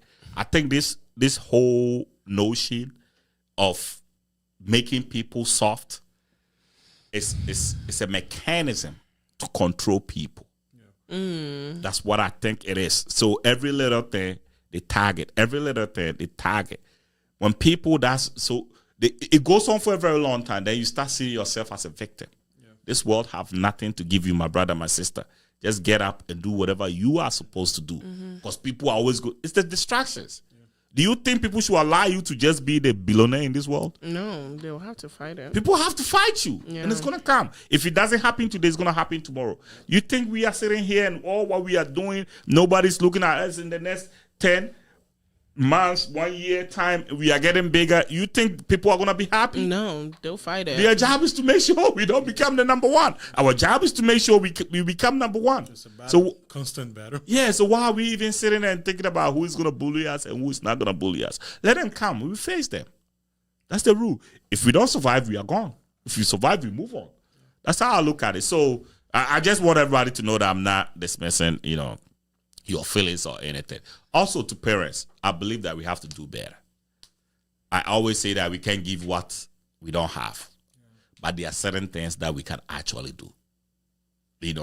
Instead of focusing on building big houses and working for jobs. That we never sleep in. That we, not having relationship with our kids. It's not guy. It's not guy. Right? You can't even have it. Make it make sense. Yeah, you can't have a relationship with your child, but in your mind, you are building a custom for this child that may never step in that custom. It doesn't make any sense. So our family should be our priorities. When we get what these kids needs and the little of the wants, we can give them some time and shape them for the future. Because that's all matters. You don't really have to build a house for your child, but when you teach your child the principles of life, they'll build their own house. Yeah. With that being said, it's a wrap. Well, thank you guys so much for that. Thank you both for a great show. Thank you to Chevy with an X for producing today's show. It was a really great conversation. Do not quit because of what people think. If you want to quit on your own, but do not quit because of other people's opinion about you, because no matter what you do, people will forever have an opinion, whether good or bad. So just keep pushing and you will get there. Thank you guys so much for watching. You are watching ATM, and we'll catch you on Tuesday. But hey, the gang will be here tomorrow. For this gang will be at work. The gang will be. Don't worry. I'll join online. Yes, Chevy. Make sure you send it to me. I will actually join virtually. I got you guys. Tomorrow I won't leave you hanging. Tomorrow Friday I'll join you guys. Battle, you know. I will join you guys virtually, okay? Because I feel like these people are trying to replace me on the gang. We are still battling. I can tell I'm being replaced, but no. gonna be all right. You guys, the gang will be here tomorrow as always for a great show, and of course Saturday, the show. I can't say it properly in Chi before they come and clown me or bully me. Please say it. One baby. One Kawabaya Dane will be back on Saturday, and so many more. Keep watching Revolt Media. Follow us on Facebook, YouTube, Instagram, TikTok, and all other platforms. It's Revolt Media. We have so many great shows coming. Keep supporting. There's so much more. With that said, thank you guys, and you guys have a great night. Be safe out there. Bye bye. How can